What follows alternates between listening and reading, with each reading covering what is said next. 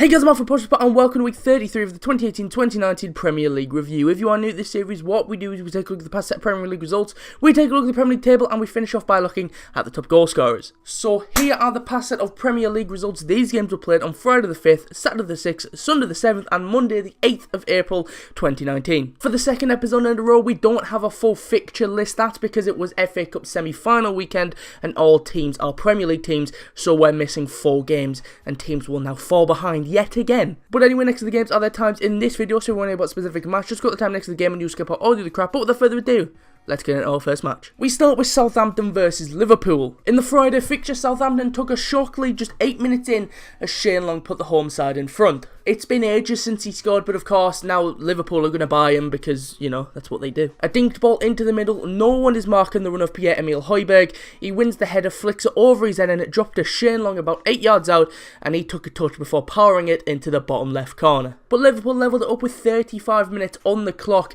as Naby Keita finally got his first Liverpool goal. Ball played up to Mo Salah and the offside call is really tight. If he is offside, he's millimetres off, not like Azpilicueta offside from last weekend, but he eventually drives forward and eventually the ball ends up with Andy Robertson. His cross is aimed towards the back post, but nobody gets there and it goes all the way through to the other wing. With the other fullback, Trent Alexander-Arnold, no one closes Trent down and he's able to whip it onto the head of Naby Keita, and despite Angus Gunn desperately clawing at it, he can't quite keep it from going over the line. And Liverpool took the lead in the 80th minute as Mo Salah broke his little goal drought and became the fastest man to reach 50 Premier League goals for Liverpool, beating Fernando Torres' record of 72 as the Egyptian did it in just 69.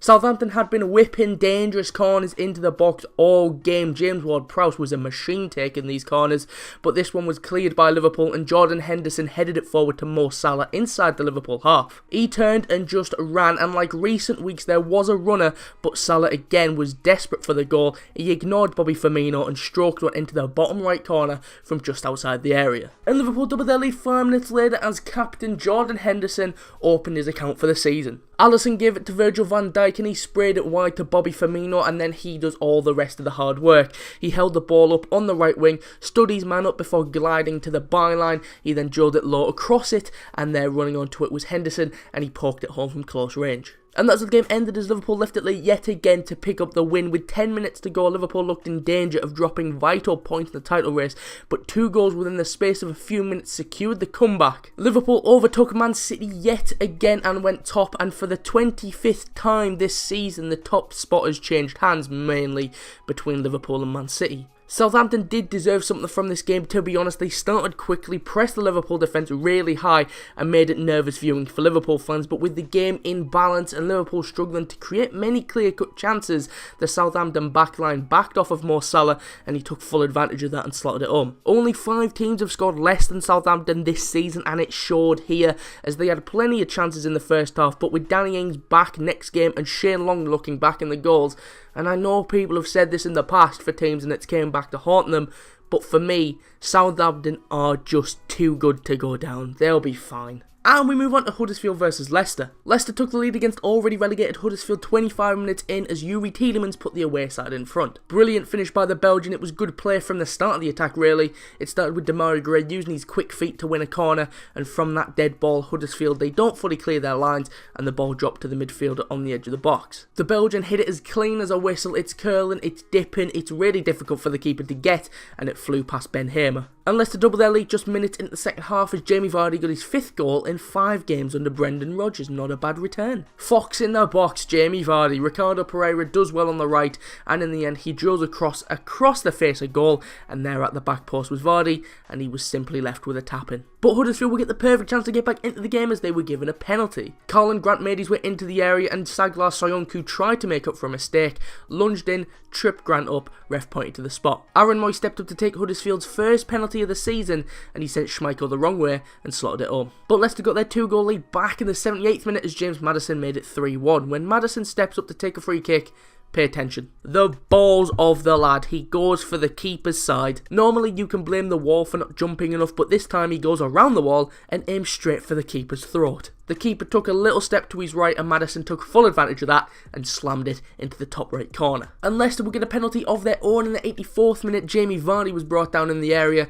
he took it around the keeper, was left with an empty net really, and whilst trying to get the ball he was tripped up by Terence Kongolo. He did try and win the ball, so no red card due to the double jeopardy rule. Jamie Vardy stepped up to take it, and despite Ben Hamer going the right way and getting a hand to it, he can't keep it out as Vardy got his second and Leicester's fourth of the day. And as the game ended, as Leicester continued their great form since hiring Brendan Rodgers. Huddersfield were backed by plenty of lively home fans and they made a confident start to the game, looking comfortable in possession. That wasn't till Leicester's first, and after that, the floodgates seemed to open as Huddersfield had Ben Hamer to thank for keeping them in the match for as long as they were. But like all season, they lacked in attack, and a clinical Leicester punished them as they pulled away and maintained their hopes of a possible Europa League space. And we move on to Bournemouth versus Burnley. It was a flying start for Bournemouth as only 5 minutes in they took the lead as Ashley Barnes put it into his own net. Bournemouth had a free kick in a promising position on the left hand side and Ryan Fraser, he swung it in. Jefferson Lerma flicks it on and under pressure from Nathan Arke, Ashley Barnes tried to get something on it. If he didn't, Nathan Arke was definitely going to put it home, but he inadvertently turned the header past his own keeper and into the net. But Burnley levelled it up in the 18th minute as Chris Wood got the equaliser, bit of poor goalkeeping by Asmir Begovic.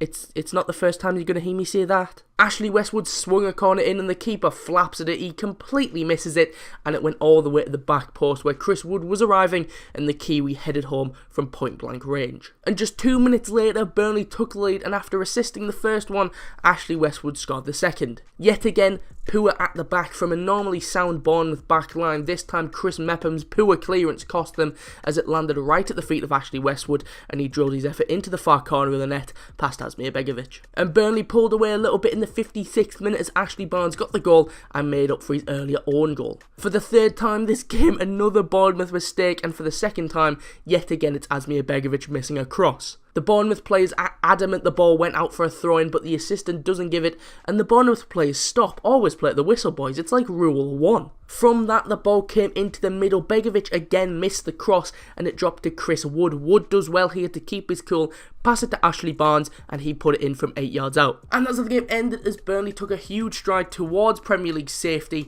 after coming from behind and moving 8 points clear of the drop zone. Burnley made the worst start possible with the own goal, but Sean Dyche's men responded brilliantly. All 3 of Burnley's goals came from crosses that really should have been dealt with, but a rare bad afternoon for the Bournemouth defence in front of their home fans, and they were hardly attacking threat all game. Burnley were able to get the rather comfortable win. And we move on to Chelsea versus West Ham. Chelsea opened the scoring in the 23rd minute as Eden Hazard gave the home side the lead. He's embarrassed about 6 West Ham players here. He picks the ball up just inside the West Ham half, takes it forward, skips past one half-hearted challenge, skips past another, takes it to the box. There's like a wall of claret shirt. But he takes 3 of them out at the same time, and somehow the Belgian went through this all unscathed, ended up 1-on-1, and he slotted it into the bottom right corner. And Chelsea wrapped the game up in the 89th minute as Eden Hazard got his and Chelsea's second of the night. A low cross was put into the middle on the left wing, and it was cleared, but only as far as Ross Barkley. The West Ham defenders are just too slow to move forward, and Barkley calmly lifts the ball over the top of him to Hazard in a ton of space. He has time to take a touch, pick his spot, and he drilled it back across and into the bottom left. And that's how the game ended as Eden Hazard produced a fine performance to get his team the win. Quite suspicious how this performance was on the day that new rumours about a move to Madrid came out. West Ham continued their up and down season and Pellegrini's first in charge. I know, it's his first in charge. It seems like he's been there for decades. Another frustrating night away from the London Stadium means that they could still finish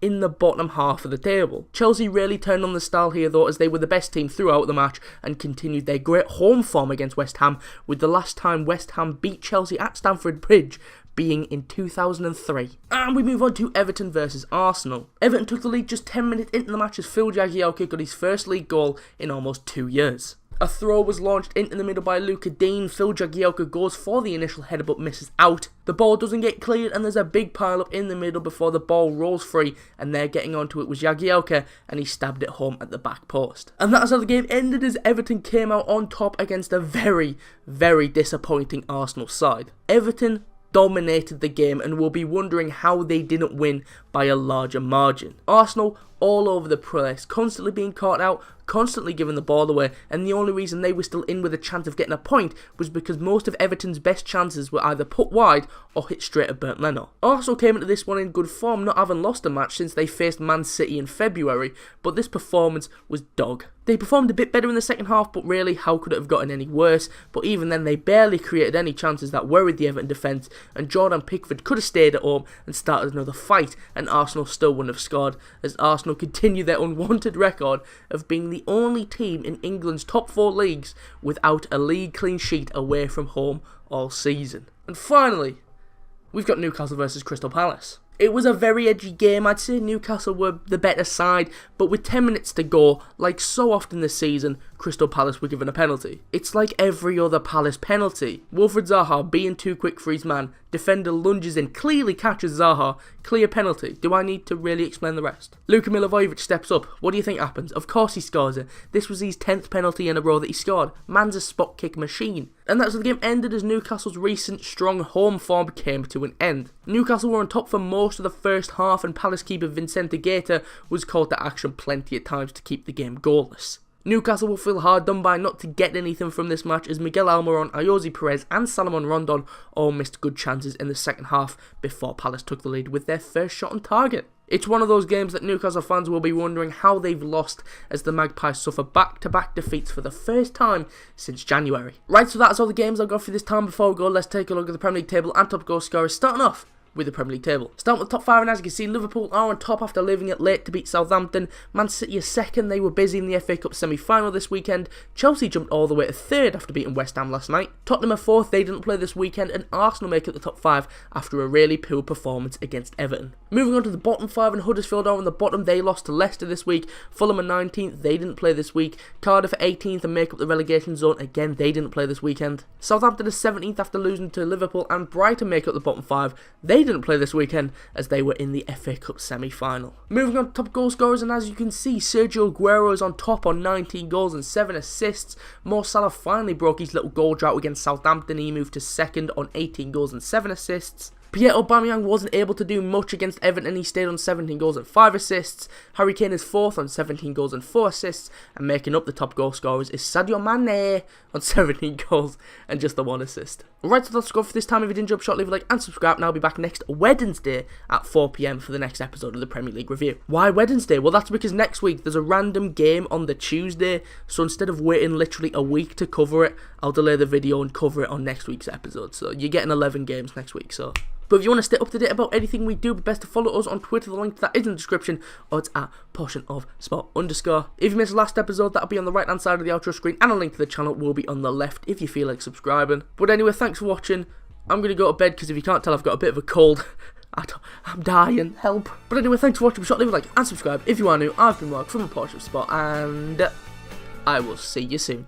My mama calls, see you on TV, sunset shit done changed. Ever since we was on, I dreamed it all. Ever since I was young, they said I will be